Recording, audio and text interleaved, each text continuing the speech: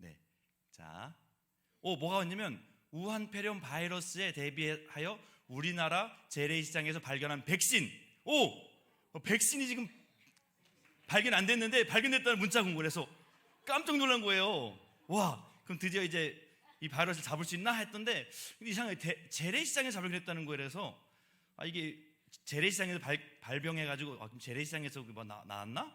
그런데 제가 또 더 자세히 보니까 이게 있는 거예요. 혈압 상승 주의하세요. 놀라셔가지고 쓰러지셔도 안 됩니다. 자, 이게 온 거예요. 백신이 저거 있어. 백고무신. 나 진짜 죄송합니다. 저도 속은 거거든요. 나 그래가지고 좋다 말았어요. 백신은 맞는데 이 백신이 아니잖아요. 네, 조금 혈압이 올라갔나요? 네, 죄송합니다. 그래서 근데 지금 신종 코로나 바이러스 이름이 오늘 보니까 생겼더라고요. 코로나19. 네, 코로나19라는 이름이 생겼대요. 이제 잡기만 하면 될 것 같아요. 네네. 자, 네. 참, 네. 우리가 안 걸려서 이렇게 웃는 거죠. 지금 걸린 분들한테 이거 하면은 돌 맞을 것 같아요. 그죠? 네네네. 자, 우리가 눈이 하나지만, 눈이 두 개지만, 우리가 눈이 두 개죠. 네네. 눈이 두 개인데, 우리가 이제 두 종류의 눈을 가지고 있다는 거죠. 두 개의 눈이지만, 그게 뭐냐면 나를 보는 눈과 남을 보는 눈이 다르다는 거예요. 저기 보면 눈이 두 개가 있거든요. 저긴 밖에 있는 눈은 밖에 보는 거고 안에 있거는 또 안에 나를 보는 눈. 이 눈이 어떻게 다르냐면 나를 보는 눈이 되게 작아요. 그리고 어두워서 잘 안 보여요. 근데 상대방을 보는 너를 보는 눈은 되게 크고 밝아서 잘 보인다는 거예요. 그래서 이 사람이 뭐 어디가 흠이 있는지 점이 있는지 뭐 머리에 숱이 많은지 적은지 흰머리가 있는지 없는지 다 볼 수 있다는 거죠. 그런데 나를 보는 눈은 희미해서 그냥 다 좋아 보인다는 거예요. 이게 뭘 말하냐면 우리가 나를 보는 눈과 상대방을 보는 눈이 그렇게 다르다는 거예요. 나에 대해서는 되게 관대하지만 상대방에 대해서는 되게 엄격하고 비판적이라는 거죠. 이 신종 코로나 바이러스를 사태를 보면서도 이게 확연히 구분이 되는 것 같아요. 이 신종 코로나 바이러스가 중국에서 시작됐고 특별히 중국 우한에서 시작됐잖아요. 그래서 많은 사람들이 이것에 대해서 봐라, 중국이 심판을 받는 것이다, 하나님 앞에 징계를 받고 있다라고 그렇게 생각을 하고 그렇게 주장을 한다는 거예요. 저도 처음에는 그런 줄 알았어요. 그 주장도 저는 일리가 있다고 생각해요. 왜냐하면 성경에 보면 하나님께서 백성들을 징계하실 때 또 예수님께서 이 땅에 오실 때 이 종말이 될 때에 여러 가지 징조들이 있는데 그 중에 하나가 이 전염병이라는 거예요. 자, 민수기 14장에 보면 가데스 바네아에서 12정탐꾼이 보고를 받죠. 그때 백성들이 막 죽겠다 그러잖아요. 10명의 보고를 받고 그때 하나님께서 내가 전염병으로 그들을 쳐서 멸하겠다, 패역한 백성들을 내가 이제 징계하는데 이 전염병을 쓰겠다 그렇게 말씀하시거든요. 자, 또 이제 신약에 오면 이제 예수님께서 종말이 될 때 어떤 징조가 있겠냐 할 때 곳곳에서 큰 지진과 기근과 전염병이 있겠고 무서운 일과 하늘로부터 큰 징조가 있겠다. 여러 징조들 가운데 뭐가 있어요? 이 전염병이 있다는 거죠. 그러니까 많은 분들이 봐라, 이 전염병 하나님이 우리를 징계하는 도구다. 또 이제 말세다, 주님 오실 날 멀지 않았다, 이제 그렇게 하는 것을 제가 듣게 돼요. 그래서 저도 이것에 대해서 일면 동의를 합니다. 그런데 중요한 건 뭐냐면 이렇게만 생각하면 큰 문제가 된다는 거죠. 왜 문제가 될까? 네. 자, 중국이 왜 이분들의 주장은 이렇습니다. 중국이 지금 우한 폐렴에 걸린 사람이 지금 죽은 사람이 1000명이 넘었어요. 오늘까지 1113명이 죽었대요. 확진자만 44,000명이 넘는데 우리나라에서는 28명이 확진자였고 또 4명이 퇴원했대, 그죠? 또 2명이 더 퇴원하려고 한다고 하는데 어쨌든 이렇게 많은 어떤 사태를 바라보면서 중국이 이럴만하다. 왜요? 중국에 대해서 좀 아시는 분들은 이럴만하다라고 생각하는 거예요. 어떠냐면 중국이 엄청나게 기독교를 지금 핍박하고 있거든요. 2018년부터 본격적으로 이제 중국에서 기독교를 박해했다는 거예요. 어떻게 박해했냐면 이제 선교사들을 2018년부터 추방하기 시작했다는 거죠. 자, 그리고 2019년도에 이 우리가 지금 우한에서 이 폐렴이 시작됐잖아요. 이 우한이 중국 종교 정책의 시범 도시로 지정되어서 거기서만 더 악랄하게 아주 교회를 핍박했다는 거죠.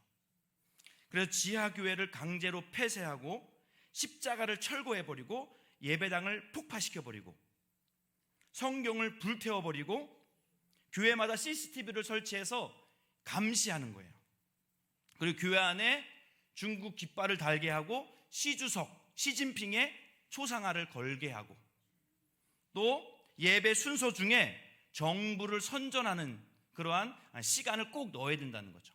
우리 일제시대 때 일본에 대해서 그런 거 했었잖아요. 그리고 교회 지도자들을 이제 구속하고 막 그런 박해를 했다는 거죠.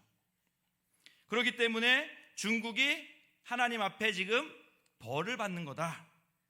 하나님의 징계를 받아서 우한을 비롯한 전국 전역이 어려움을 당하고 있다. 그렇게 얘기한다는 거죠. 저도 이거에 대해서 어느 정도 수긍을 해요. 맞는 것 같아요. 왜 하필 중국일까? 그죠? 중국이 하나님 앞에서 지금 그러한 범죄를 했다는 거죠. 근데 이렇게만 보면 안 된다는 거예요. 왜냐하면 중국 그 많이 죽은 1000명 가운데는 선량한 사람들도 많이 포함되어 있다는 거예요. 그들이 죄가 많아서 다 죽은 게 아니라는 거예요. 어떻게 보면 그 소수의 공산당, 위에 있는 공산당들이 저지른 일인데 죽은 것들은 정말 힘없는 서민들이 죽고 있잖아요. 시진핑이 죽어야 되는데. 죽으면 안 돼. 네. 어쨌든 그거를 박해하는 사람이 죽어야 되는데 불쌍한 사람들이 죽고 있다는 거죠. 그렇기 때문에 이 우한 폐렴이 하나님의 징계다라고 말하기가 조금 어폐가 있을 수 있다는 거죠. 그 중에 한 사람이 누구냐면 이 사람이에요. 여러분들도 뉴스 통해 봤을 거예요. 리원양이라는 의사. 나이가 86년생 35이에요. 저보다도 10살 가깝게 어린 친구예요. 결혼했는지 모르겠어요. 어쨌든 이 사람이 이제 우한시 중심병원 안과 의사였어요. 안과 의사였는데도 작년 12월 30일에 이 신종 코로나 바이러스가 이상한 거예요. 이거 뭔가 발견하지 못했던 바이러스가 발견돼서 이거를 막 외부에 알린 거예요. 이상하게 나왔다. 그러니까 이제 1월 3일 날 경찰에 의해서 잡혀갑니다. 허위 정보를 뿌렸다고. 경고하고 훈계받고 각서를 쓰고 다시는 이렇게 내가 버티지 않겠다. 각서를 쓰고 풀려났다는 거죠.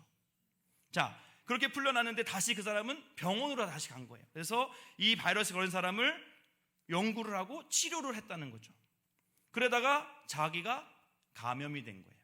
뿐만 아니라 자기 가족들도 감염되고 같은 의료진들도 다 감염이 되었고 끝까지 환자를 돌보다가 지난주 금요일 날 2월 7일 금요일 날 새벽에 죽었다는 거예요.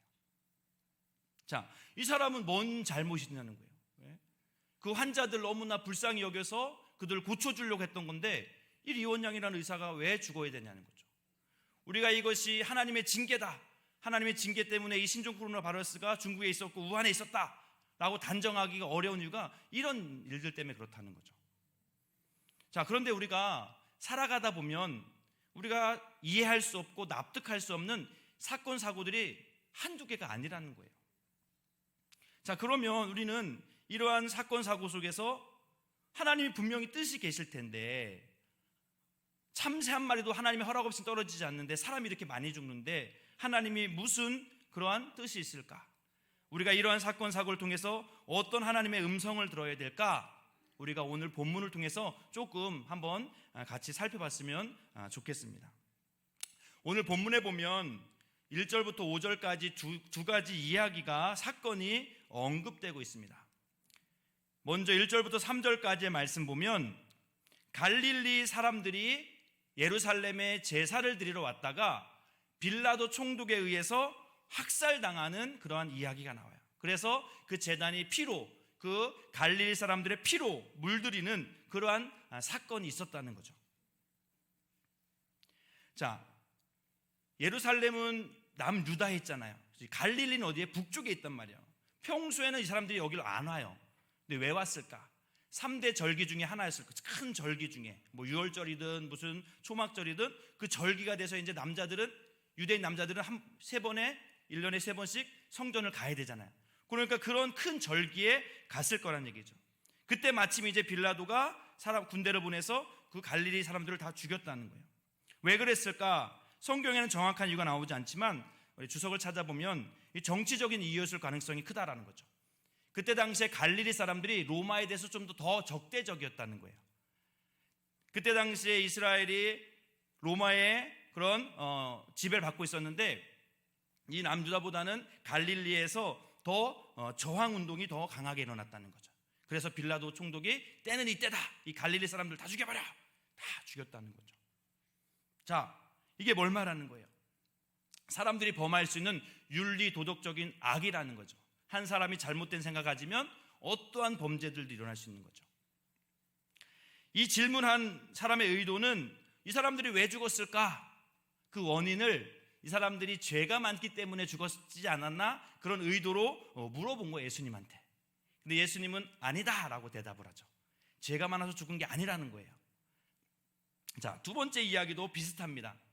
자, 두 번째 이야기는 이제 예루살렘 사람이 죽은 거예요. 자, 실로암 망대가 무너져서 그 밑에 있던 18명이 그냥 순식간에 압사당한 거예요. 자, 실로암은 예루살렘 성내 동남부에 위치한 유다 히스기야 왕이 만든 인공 저수장, 물을 끌어와서 물을 잠깐 보관하는 그러한 연못이었죠. 그것을 이제 실로암엔 망대가 있었다는 거, 망대가 실로암 부근에 남아있던 옛 다윗 성벽의 일부, 이것을 감시하거나 방어하기 위한 어떤 그런 구조물이었던 거죠. 근데 그것이 갑자기 무슨 이유인지 모르겠어요. 갑자기 건물이 무너져서 그 밑에 있던 18명이, 많은 사람이 한꺼번에 몰살당한 거죠. 자, 이거는 누구의 잘못이라고 말하기 힘들어요. 그렇죠? 이건 자연적인 악이라고 할 수 있습니다. 우리가 뭐 쓰나미를 당한다든지 아니면 어떤 천재지변에 의해서 당하는 어떤 그런 사건 사고가 여기에 해당되겠죠. 자, 예수님도 동일하게 비슷하게 말합니다. 너희들 이 실로암 망대가 무너져서 죽은 사람이 다른 예루살렘 사람들보다 죄가 많아서 죽은지 아니? 아니라는 겁니다. 당시의 유대인들은 어떤 악이 벌어지면 그것을 어떻게 생각했냐면 인과응보적인 사고방식으로 생각했다는 거예요. 뭐가 있기 때문에 악이 벌이 있는 거다? 죄가 있기 때문에, 죄가 원인이었기 때문에 악이 벌을 받는 거다라고 그렇게 생각했다는 거예요. 그래서 만약에 어떤 악이 있다면 그것은 보나마나 뭐가 있기 때문이라는 거예요? 죄가 있기 때문이라는 거죠. 갈릴리 사람들이 빌라도 총독한테 그렇게 몰살당한 것, 분명히 그들에게 죄가 있기 때문인 거고, 잘 있던 실로암 망대가 무너져서 18명이 죽은 것, 분명히 우리는 잘 모르겠지만 뭔가 하나님 앞에 죄가 있기 때문에 죽은 거다라고 그렇게 생각했다는 거예요. 자, 유대인들이 이렇게 생각했다는 거예요. 그런데 이런 생각은 꼭 유대인들만의 생각이 아닌 것 같아요. 저와 여러분들도 은근히 이러한 생각들이 팽배하다는 거죠. 누가 어떤 사람이 사고를 당했어요. 그럼 우리는 어떤 생각이 들어요? 저 사람은 뭔 죄가 많아서 저기 사고를 당했지?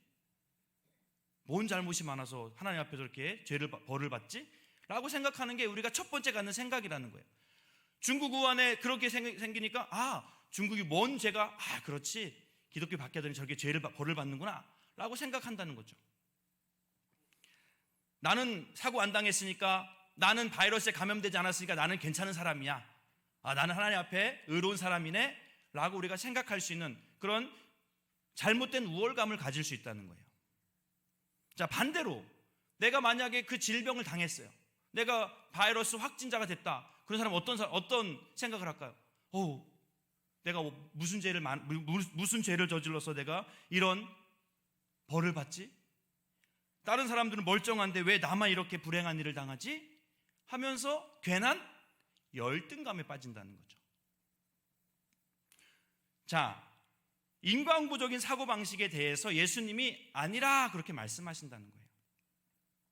자, 오늘 읽은 본문 3절과 5절인 동일한 말씀이에요. 똑같이 반복됩니다. 우리 한번 읽어볼까요? 시작. 너희에게 이르노니 아니라 너희도 만일 회개하지 아니하면 다 이와 같이 망하리라. 아멘. 당시 유대인들은 갈릴리 사람들이 죄가 많아서 또 망대 치어 죽은 사람은 죄가 많아서 죽은 거다라고 생각했지만 예수님은 아니라는 거예요. 너희도 만일 회개하지 않으면 이와 같이 망할 것이다 라고 말하는 거죠. 자, 무엇을 말씀하는 거예요? 예수님은 사건 사고를 통해서 회개의 기회로 삼으라는 거예요. 누구를 정죄하고 판단하고 잘못된 우월감, 잘못된 열등감에 시달리지 말고 회개의 기회를 삼으라는 거죠. 회개의 기회. 하나님 나에게 조금 더 기회를 주셨구나. 회개할 수 있는 기회를 주셨구나. 나를 살려주셨구나. 그럼 내가 어떻게 살아야 될까? 하나님 앞에 나 자신을 돌아보는 그러한 기회로 삼으라고 말씀하신다는 거죠. 자, 예수님은 이것을 더 명확하게 설명하기 위해서 한 가지 비유를 말씀하시는데 우리가 잘 아는 비유죠. 열매 맺지 못하는 무화과 나무의 비유입니다. 자, 6절부터 9절까지 말씀이 나와 있는데 우리가 너무나 잘 알고 있어요.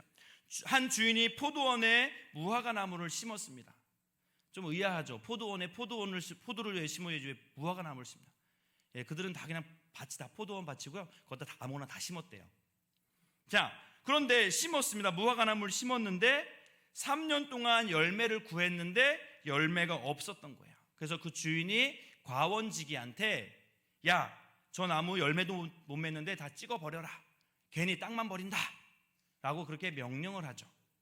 그랬더니 과원지기가 네 알겠습니다 하고 찍어버렸나요? 아니에요. 뭐라 그랬죠? 아, 주인님 한 번만 더 기회를 주십시오. 그러면 제가 두루 파고 거름을 주겠습니다. 한 번만 기회를 주십시오 라고 그렇게 잘 돌보겠다고 그렇게 말을 한다는 거죠. 자, 이것이 무엇을 얘기하는 걸까? 자, 성경에서 나오는 포도나무, 무화과나무, 감람나무는 우리가 잘 알고 있는 것처럼 뭘 상징하냐면 이스라엘을 상징한다는 거죠. 자, 대표적으로 호세아 9장 우리 10절 말씀 한번 읽어볼까요? 시작. 옛적에 내가 이스라엘을 만나기를 광야에서 포도를 만남같이 하였으며 너희 조상들을 보기를 무화과 나무에서 처음 맺힌 첫 열매를 봄같이 하였거늘. 아멘. 자, 포도나무나 무화과나무, 감람나무는 이스라엘 나라를 상징하는 경우가 많다는 거죠. 하나님이 이스라엘 백성들을 택했습니다. 성민으로 택했어요. 자, 또한 이제 그들을 통해서 하나님께서 많은 열매를 맺길 원하셨다는 거죠. 더 나아가 저와 여러분, 하나님의 백성이라고 하는 저와 여러분들을 하나님의 자녀로 택했다는 거죠. 왜요? 열매를 많이 맺으라고. 자, 그런데 문제는 뭐예요? 열매를 맺지 못한다는 게 문제라는 거죠. 자, 이에 대해서 이제 우리가 한번 이 말씀을 좀 더 구체적으로 살펴보면 6절부터 9절까지 말씀을 두 부분으로 나눌 수 있습니다. 6절, 7절, 8절, 9절. 자, 6절, 7절 말씀은 주인이 포도원 지기에 하는 말이에요. 뭐라고 말할까요? 열매 없는 무화과나무 당장 찍어버려라. 찍어버리라는 거죠. 열매 없는데 뭐 나쁘냐? 열매 거두라고 심었는데 열매 없으니까 찍어버리는 게 당연한 거겠죠. 자, 그런데 8절과 9절에서 포도원 지기가 주인에게 간청합니다. 1년만 더 시간을 주신다면 제가 거름을 주고 잘 돌봐보겠습니다 라고 이야기한다는 거죠. 자, 이게 무엇을 의미할까? 이 3년이라는 시간, 3년 동안 주인이 열매를 구했는데 얻지 못했다. 3년이라는 시간은 보통 예수님의 공생의 사역 기간을 의미한다라고 학자들은 이야기합니다. 충분한 시간이라는 거죠. 열매 맺고도 남을 수 있는 그런 충분한 시간을 이제 주었다는 거죠. 충분한 시간과 여건을 주었음에도 불구하고 하나님이 원하는 열매를 맺지 못하자 그 무화과 나무는 이제 심판의 때가 가까웠다는 거죠. 그런데 영원한 우리의 중보자 되시는 예수님의 중재로 하나님의 심판은 유보되었고 은혜의 기간이 연장되었다는 것, 우리에게 1년이라는 시간이 더 주어졌다는 것, 그것은 무화과나무가 잘해서 그런 것이 아니라 이 가원지기가 그렇게 간청했기 때문에 1년이라는 시간이 더 은혜의 시간으로 주어졌다는 것이죠. 자, 그래서 우리가 이 비유를 또 다른 한 해의 비유라고 하는 이유가 뭐냐면 또 1년만 달라고 그렇게 간청했기 때문에 또 다른 비유, 또 다른 한 해의 비유라고 그렇게 말할 수 있다는 것입니다. 과원지기는 주인에게 1년 반 더 시간을 달라고 간청합니다. 왜요? 내가 어떻게든 열매 맺게 노력해 보겠다는 거죠. 두루 파고 거름을 준다는 거예요. 이스라엘 농사법에서 거름 주는 건 없거든요. 그런데 거름 주는 어떤 특단의 조치를 취해서 그렇게 한번 노력해 보겠다는 거죠. 그래서 만약에 그래도 열매가 없으면 그때 찍어서 버려도 늦지 않겠다, 그렇게 말씀하는 겁니다. 바로 이 무화과 나무는 1년이라는 시간을 더 시간을 얻게 됐다는 거죠. 그것은 무화과 나무가 자라서 그런 것이 아니라 누구 때문에? 이 과원지기 때문에. 우리가 만약에 신종 코로나 바이러스에 걸려서 지금 확진자가 되지 않아서 지금 이렇게 교회 나올 수 있는 것은 내가 잘나서 그런 게 아니라는 거예요. 내가 작년이 2019년으로 내가 하나님 나라 갈 수 있었지만 2020년을 내가 살 수 있는 것은 내가 잘했기 때문에 이렇게 있을 수 있는 것이 아니라는 거죠. 누구 때문에? 예수님의 은혜 때문에. 자, 저와 여러분이 오늘 살아갈 수 있는 이유를 한 가지만 대라면 그것은 예수님 때문이라는 거죠. 우리도 얼마든지 빌라도에 의해 학살당한 자들처럼 그런 도덕악 사건을 통해서 죽을 수 있었다는 거예요. 왜 갑자기 총기 난사가 일어날 수 있는 거고요. 또 어떤 미친 사람이 길을 가고 있는데 차로 술 먹고 막 들이받을 수 있는 거거든요. 또 실로암 망대가 무너져 죽은 18명과 같이 자연악을 통해서 죽을 수 있다는 거죠. 비가 오는 날 걸어가다가 벼락을 맞아서 죽을 수도 있는 거예요. 나는 안 맞지라고 누가 장담할 수 있겠어요? 자, 내가 왜 이렇게 오늘 걸어서 이렇게 움직일 수 있고 살 수 있는 이유는 당연한 것이 아니라 나를 위해 중보하시는 그 예수님의 전적인 은혜가 있었기 때문인 줄로 믿습니다. 자, 우리는 그렇게 말합니다. 왜 예수님의 재림이 점점 늦어질까? 그것은 다른 이유가 있는 것이 아니에요. 우리 베드로후서 3장 9절 말씀 한번 읽어볼까? 시작. 주의 약속은 어떤 이들이 더디다고 생각하는 것 같이 더딘 것이 아니라 오직 주께서는 너희를 대하여 오래 참으사 아무도 멸망하지 아니하고 다 회개하기에 이르기를 원하시느니라. 아멘. 왜 주님이 지금 재림이 늦어지는 이유는 우리도 빨리 회개하고 아직 회개하지 못한 사람들 빨리 예수님 앞에 나와서 회개하라고, 그 회개의 기간을 더 주기 위해서 주님이 점점 그렇게 늦게 오신다는 거죠. 결코 우리가 하나님 앞에 의로워서 잘났기 때문에 우리의 연수가 연장된 것이 아니라는 겁니다. 자, 그러면 우리는 어떻게 살아야 될까요? 어떻게 살아야 될까요? 자, 오늘 두 가지 종류의 사람이 있습니다. 주인이 도끼로 그 나무를 찍어버려라, 그렇게 얘기했죠. 근데 과원지기는 아닙니다, 제가 거름을 주겠습니다 라고 얘기했다는 거죠. 저와 여러분들은 하나님의 부름을 받아서 우리 반월중앙교회로 부름받은 줄로 믿습니다. 하나님이 목적 없이 이유 없이 여기 갖다 놓은 사람은 아무도 없다는 거예요.